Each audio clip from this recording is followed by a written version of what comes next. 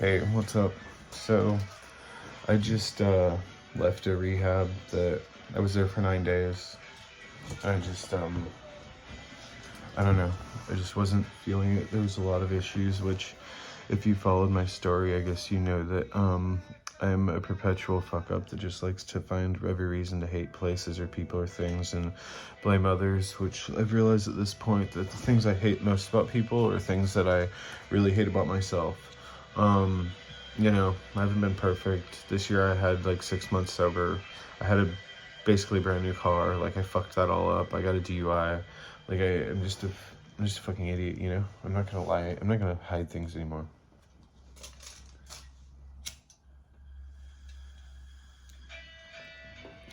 It's gonna hurt some people, you know? Like, I know my parents watch this, and I feel bad. I hope they don't see this for a while, you know? I really hope, and I'm sorry, Dad, Mom, if you're watching this, I'm sorry. I really am. I don't want to be like this anymore. Like I'm gonna go to another rehab either tomorrow or Monday. Today's Friday.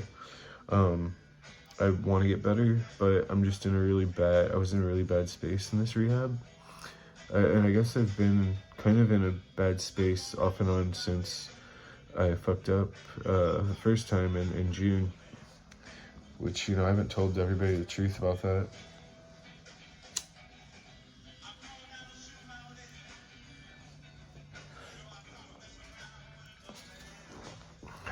Sometime in June, maybe it was July, I had my own place, I had my own bed, my own TV, my own room, and I was working at the Marriott by the beach, and things were really coming together. And it started with no working out. It started with stopping working out, and it went to eating terrible, which sounds kind of goofy, but if I'm honest with myself, like I realized that really started me off on a bad trip, I guess. And so I eventually started drinking, and then I decided to smoke meth one day, which was a terrible idea. And 5 days later, after no sleep, I went into full psychosis, and I thought my neighbor was murdering prostitutes, and that he was a pimp, and that he knew that I knew. I thought he was messing with me through playing songs, and that he would play Slipknot and Leonard Cohen and Wu-Tang back to back to fuck with me, because I thought he knew that I liked those songs.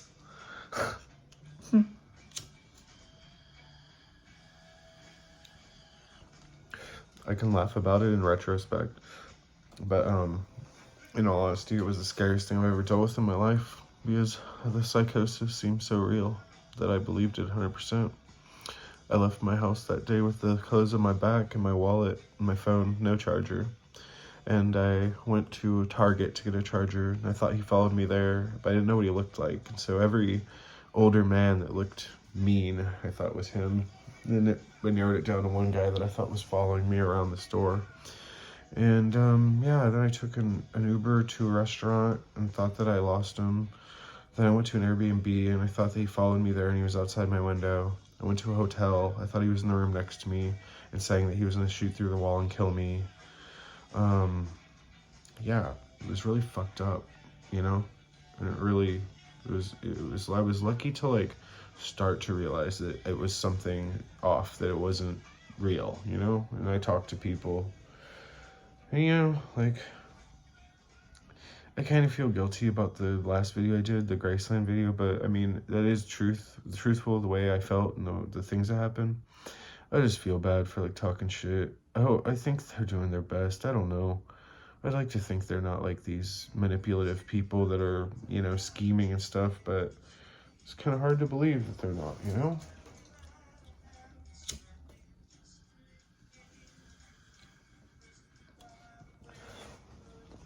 I fucked up a lot around that time, I was working out pretty good, pretty much every day. I had an amazing girlfriend, a girl in Sweden that fell in love with me, that I fell in love with. I think I'm still in love with her. I feel really bad. I feel really guilty. I think about her kind of often these days. Yeah. Yeah. Luckily, she still talks to me. Maria, you know, she's beautiful. She's a beautiful person inside and out. She's a strong woman, a single mom. That's fucking just a great person, you know. And I fucked that up to where she didn't even want to talk to me for a while, you know. Didn't even want to be my friend. I didn't want to be her friend, you know, because I was too busy fucking around. But, you know, I'd get back in sober living. I'd get back in programs and try to do the damn thing and work the steps and get some time sober, you know. And yeah, I still try. It just gets worse every time, you know. It gets worse quicker. You realize it's fucked up quicker too. Unless you're in psychosis, then you think, you know, people are trying to kill you. That's terrible.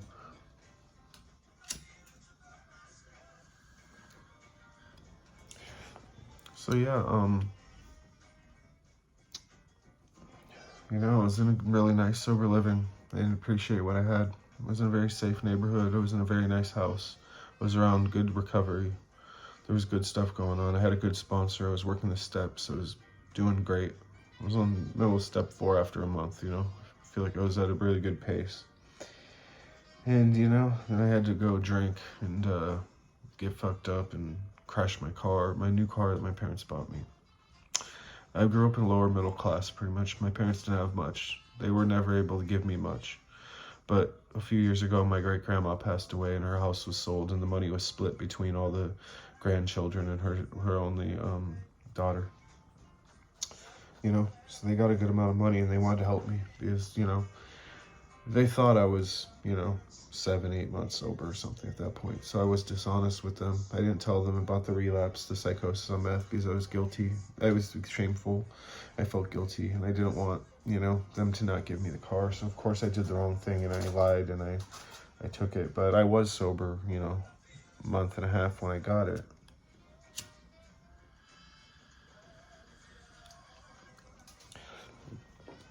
You know, I would do things like go see a show, meet a girl, go on a date, and stay sober. Things were going pretty good. I was pretty clear-headed, you know. That's another thing, you know. Met a girl, you know, a couple months ago named Jen. Really nice girl, you know. I shouldn't have gotten in a relationship so soon. You know, they tell you that in AA. Wait, you know. But I couldn't listen, you know. And she's a really great person that deserves way better than me. Unfortunately, during this last detox I was in, and you know, I just got a lot of thinking and thought, you know, that I shouldn't have been in this relationship. And I started to wonder if I was ever in love with her. You know, I don't know. I know she's a great person, and that she deserves the best. She deserves the best. She deserves better than me, or at least better than I am right now. So I told her that, you know, and I'm not trying to date anybody right now.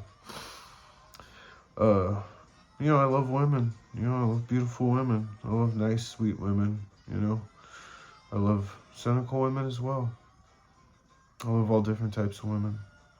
Like I say to my friends, you know, my male friends are talking about chicks. They say, hey, I don't discriminate age, weight, shape, size, you know, race.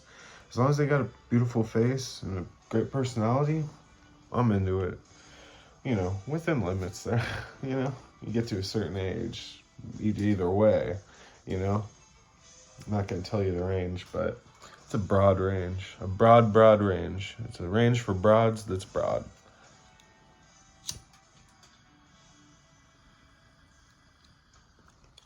So yeah, I don't know if this will probably get demonetized. It's probably not, you know, worth anything, this video. But I really don't care anymore, because I just need to be honest. And this is just me, man. I left detox and I fucking got it planned out real quick, you know? Within a couple hours, I had shit delivered. Just in this Airbnb alone, man. It's just my fucking life, bro. Got one guy's number when I left, named Trevor, from Buffalo. It's funny because, you know, if you know me, Buffalo 66, my favorite movie. He's a cool dude, man. But I think he's a lot like me. I think we're just gonna be on this constant roll of fucking up, and I want to break that habit, but I don't know. Right now, it's not happening. That's for sure. But yeah, it feels good to be honest, you know. Sorry, I had to use this. I'm using this to prop it up so I had to hold my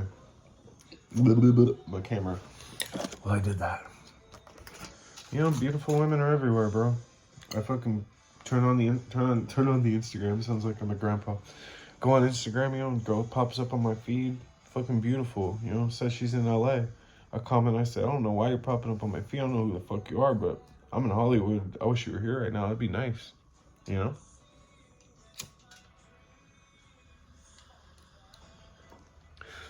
I always shoot my shot with no shame. You miss every shot you don't take. I don't know if that was Gretzky or Jordan. People said Gretzky the other day, so I was like, all right, I thought it was Jordan. My bad. But, you know, even those fools missed a lot of shots, but I like how long my hair is getting. That's one thing I really like about myself. I've grown it for over a year now. I hope you like it too. Somebody told me I had beautiful hair the other day. Her name's Connie. She's probably about 70. She was in the rehab. She's a really nice lady. I wish I could have said bye to her.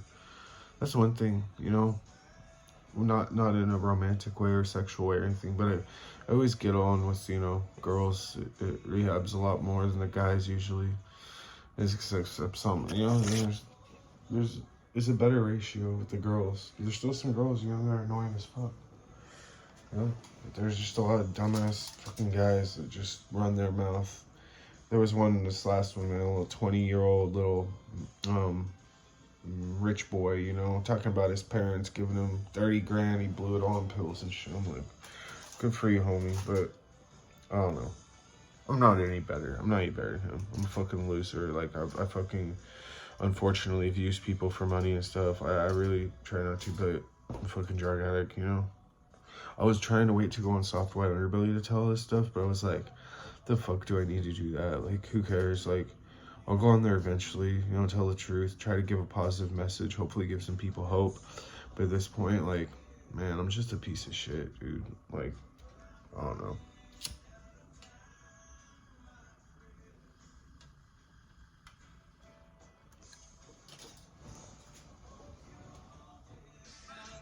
I got 2 phones, one for my bitches and one for my dogs. No, I just gotta back up. You know, there's some people out here that message me. You know, I didn't say I was gonna kill myself. This person says, don't kill yourself. So who said that I was gonna do that? And she says, at least not to a Queen song. It's not even funny. Or he says, I don't know who this person is. I guess this is a he. Yeah. Anyway, and then I get another story. What's going on, man? Ha ha ha.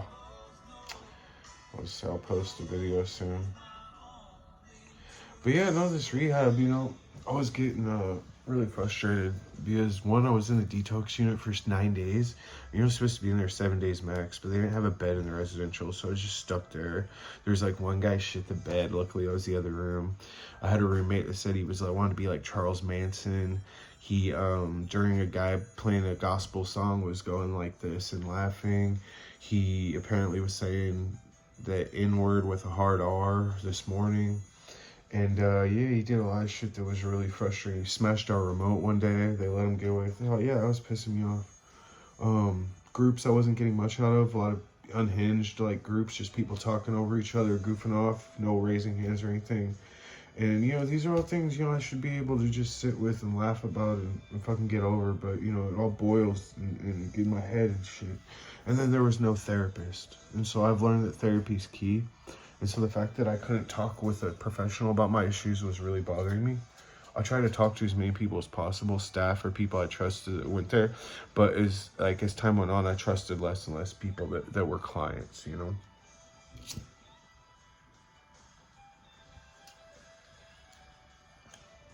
I felt like everybody hated me, except for like 3 people or something. 4 or 5, I don't know. Doesn't matter. I was in a black hole, man, and I was just going downhill. And the last straw was today. I called my parents for the first time. Well, the first time that they could answer, because my dad was in the hospital the other day.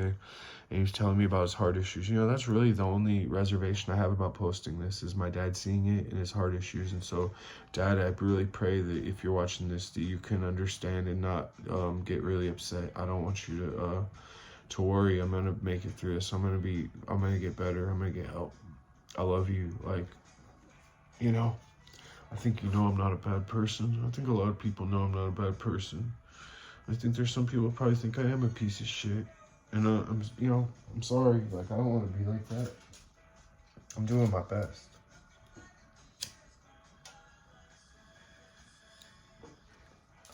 But rehab and treatment are a strange thing, you know? There's a lot of people that act like they care about you until you're like at the point where you're gonna, do something, make a bad decision, and they fucking just dump you, you know? It's fucked up. It's like Bachelor in Paradise. I've been watching that shit. I love that trash. And, it's like when a girl would be fucking around with a guy for a week and some other dude comes in. The dude's like, bro, babe, like, I miss you. And she's like, yeah, sorry, it's not going to work out. I changed my mind. It's like, holy moly. But yeah, I really want to get better. I really want to do better. I just hope I make it through the night, because I bought these, and you never know what could happen with these. So pray for me or whatever. I really, I miss some people that went to that place I was at last time. If any of them ever find this or see me or anything or whatever, like, Evie, you're a beautiful young lady. You're smart, very wise for your age. I want you to do something big with life. Sam, you're solid ass dude, man. Fucking good ass drummer, man. Fucking real cool guy, man. I want you to get it together, for your wife, for your career, for your life. You're already such a great dude. You just need to quit the alcohol. Like I said, Trevor, Trevor out of all of them, man. That guy, I feel like if we were both getting high together, we'd be best friends for a fucking week or two, and then we'd be at each other's throats, unfortunately. There's just something I could tell, like Trevor, great dude, but we would get into some shit together. We might go to jail together, That's one thing. I did call the court today for the DUI, and they said that there was nothing ever filed. So they said, we'll mail you something if you need to ever appear, but for now, you're good. So I know that they were really doing the field sobriety test and blood breathalyzer, and then they took me in for a blood test, and I could tell that the cops were every time they would do something and I think I passed, I felt good. I had only drank a few hours before that, and it was a few beers, and I was honest about that. And they were like, oh, you have to be on something more or whatever, or you have to be, there's no way this, and they just were flabbergasted. And so the one cop took me in for the blood draw, and I gave him a little bit of my story, and he was just like, thank you so much for being cooperative with me, and thanks for, you talking it out, you're gonna make it past this, dude. Don't worry, don't beat yourself up. It's your first DUI, it's your first charge. You'll get through it, And so there's part of me that thinks maybe he cut me a break and was like, this dude fucked his car up. Maybe he'll learn from that, I don't know. Or maybe they just lost something or forgot something, or maybe it's just coming late. I'm not gonna bank on anything yet.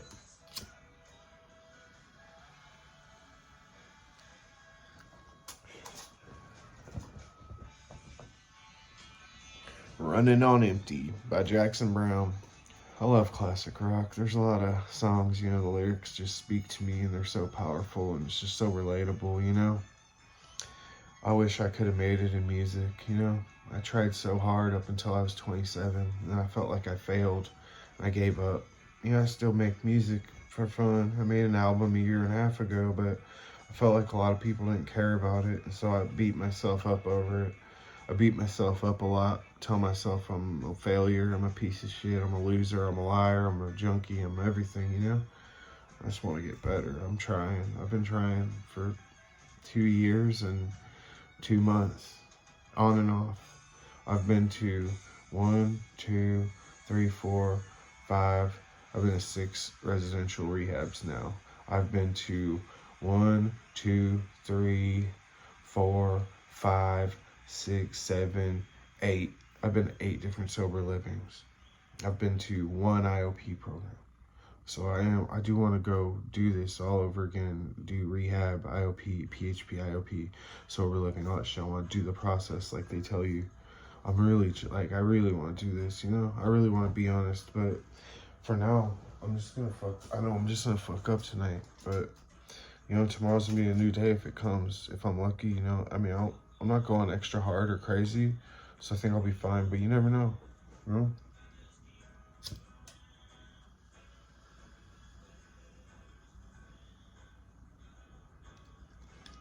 If this bothers anybody, I'm very sorry. I had to do this for myself, especially so maybe one day I could look back and shake my head and go, wow, that was the last time, you know? And I'm never going back.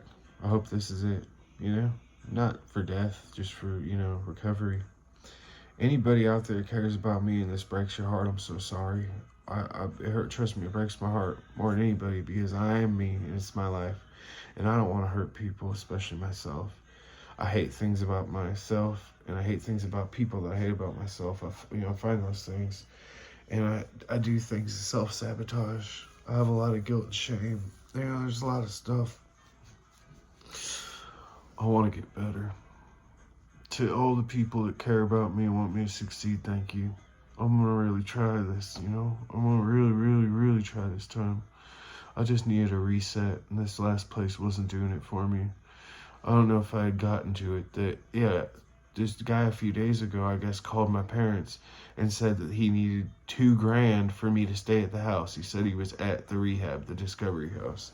And so my dad and mom told me that. And I said, I'm on insurance and I have a $0 deductible. And so I asked staff and they were like, oh yeah, that guy's been let go. And I was like, what? And they're like, yeah, I was like, why didn't you guys just come to me? And they're like, oh, wait, we wouldn't, there wasn't any issue. Like, we don't know why he did that. So I don't know if he was stealing money or what. But luckily my parents didn't pay.